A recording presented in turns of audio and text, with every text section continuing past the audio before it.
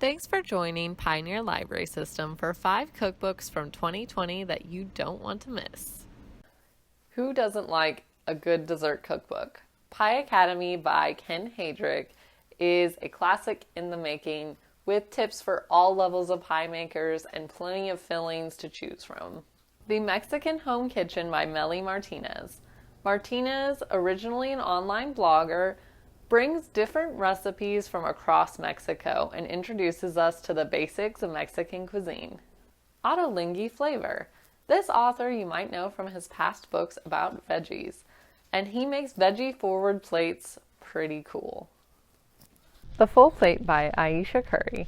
This one is not lying about its premise. It's got fast recipes for families, and these recipes are packed full of flavors.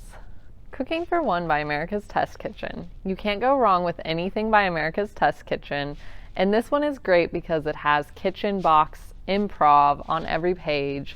So if you don't have the exact ingredients, check out the improv.